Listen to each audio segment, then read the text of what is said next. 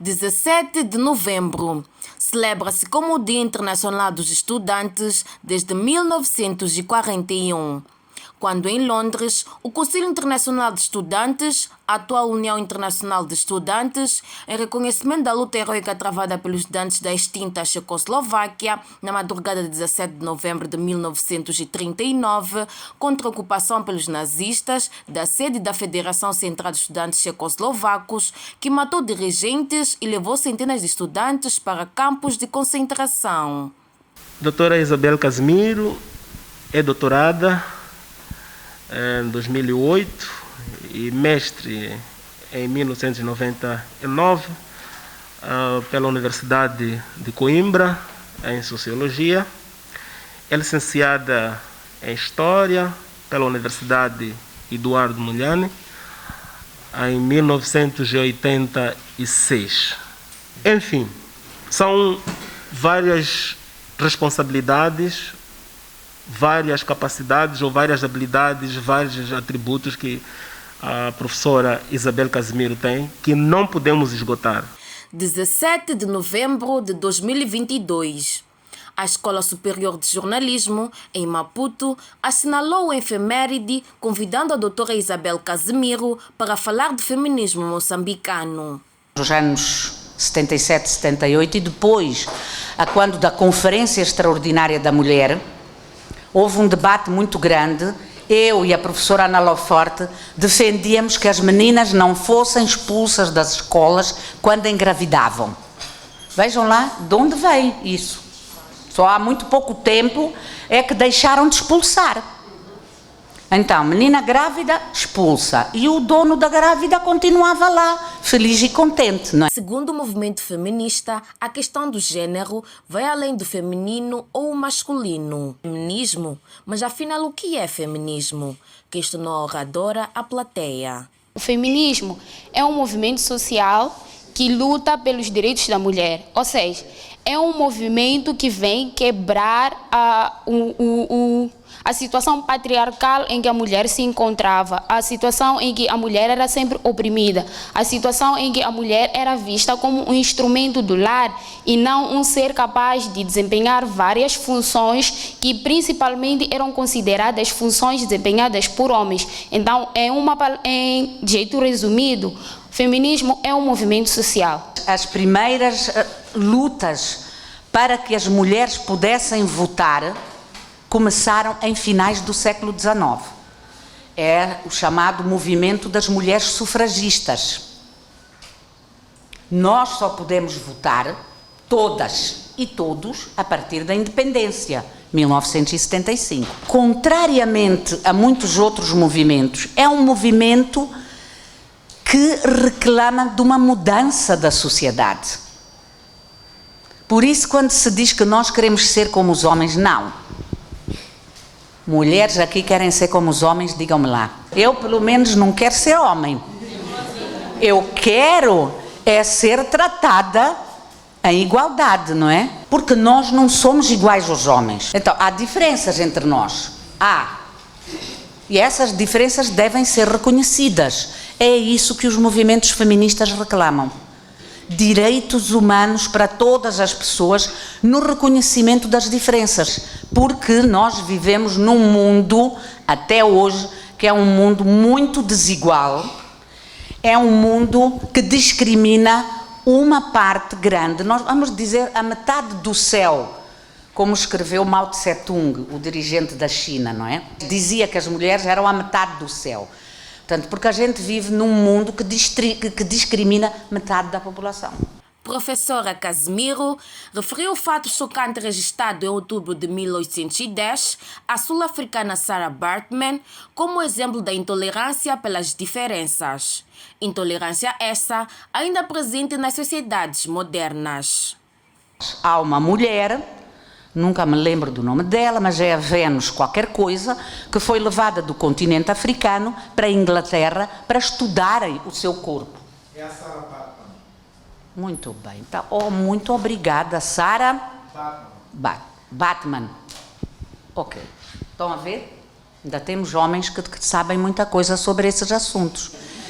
Ela foi toda estudada. por ser negra, por ser mulher e por ter características físicas diferentes das características físicas das pessoas na Europa. Então, assim como as pessoas negras eram consideradas incapazes e não tão inteligentes, enquanto no mundo a metade da população é feminina, a realidade nossa é outra. Os dados do Censo Populacional de 2017 indicam que a maioria da população moçambicana é feminina. A nossa população é mais ou menos 52% de mulheres, 48% homens. Se formos para a Índia ou para a China, a situação muda um bocado. Há mais homens do que mulheres. E há regiões até onde quase que já nem há mulheres. E no governo liderado por Filipe Nyusi, há paridade do gênero. Mesmo assim, os 50% ministros e 50% ministras não estão refletidos nos vice-ministros e na sociedade, segundo a docente da UEM. Vocês sabem que nós temos paridade de gênero no Conselho de Ministros, não é? Isso significa que temos 50% de mulheres ministras, 50% de homens ministros. Mas o mesmo não acontece para vice-ministros e ministras.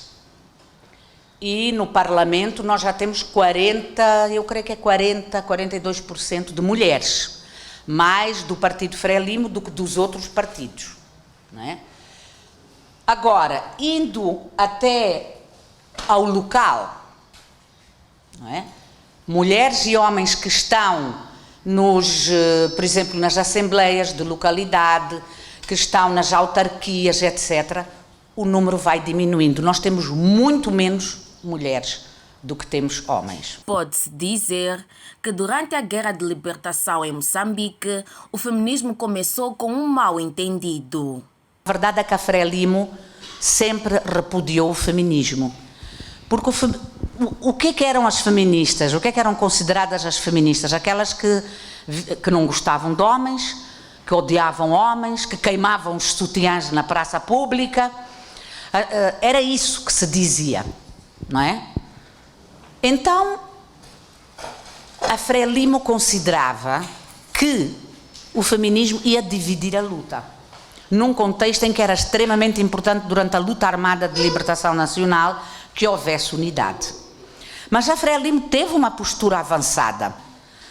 Em 1973, em março, Samora Machel, o primeiro presidente deste país, proferiu um discurso com o título "A emancipação da mulher é uma necessidade da revolução, garantia da sua continuidade, condição do seu triunfo". O que significa o quê? Não há revolução em Moçambique se não houver a revolução das mulheres. Isto num contexto em que muitos movimentos de libertação diziam: não, primeiro vamos libertar o país, depois a gente pensa nas mulheres. Para a professora Casimiro, a gênese do movimento feminista não é a igualdade com o sexo oposto, mas sim o reconhecimento das assimetrias e a partilha das oportunidades. Vocês já ouviram falar do livro Lutar por Moçambique?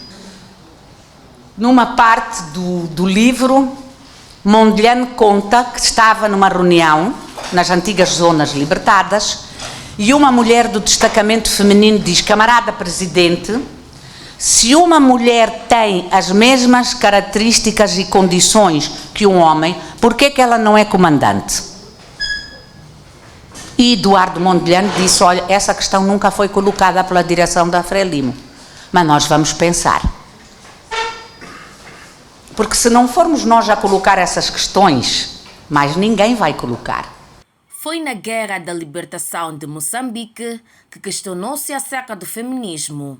E com o fim da Guerra dos 16 anos, nasceram novas perguntas acerca da igualdade do gênero. Depois da guerra civil, outras pessoas falam de guerra de desestabilização, vocês sabem que há a desmobilização das pessoas, não é? Nós entrevistamos muitas mulheres e homens. As mulheres que eram comandantes são desmobilizadas como soldados rasos. Mas, ainda agora, se reclama pela participação das mulheres em todas as comissões de paz. A única mulher que participou numa comissão de paz foi a juíza Bem-vinda Levi. O feminismo em Moçambique tem raízes históricas interrompidas pela colonização. Sabe-se que em algumas zonas do norte do rio Zambeze, as chamadas donas tinham os mesmos direitos com os homens, até o ponto de possuírem guerreiros e serem proprietárias de escravos. Nós temos uma história de mulheres que exerceram poderes ao lado dos homens. Elas não exerceram um poder discricionário. Claro que temos o caso das donas da Zambésia. Vocês já ouviram falar nos prazos da Zambésia? Ouviram falar, não é? Havia donas ali, que eram donas de escravos, que eram donas dos axicundas, que eram os guerreiros que defendiam os prazos. Nós temos experiências, mas a colonização, as religiões cristãs acabaram por impor um determinado modelo de relacionamento. O feminismo moçambicano e os seus desafios é reconhecido além fronteiras. Há um livro que se chama Moçambique Marcou-nos para a Vida, escrito por um grupo de cerca de 15 mulheres cooperantes internacionalistas que vieram para Moçambique nos anos 80. E elas vieram inspiradas pela experiência da Frelimo e contam essa experiência.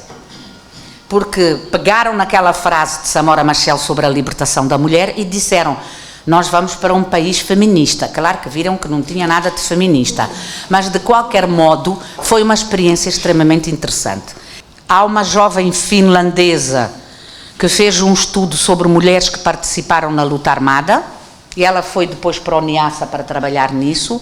A Carmelisa Rosário tem a tese de doutoramento dela, ela é da Zambésia, sobre as donas da Zambésia, e ela tem agora um projeto de investigação onde ela está a analisar mulheres com poder. E o que é esse poder? O que é que significa as mulheres com esse poder? Então, quando a gente fala de feminismo, nós não estamos a falar de nada de novo.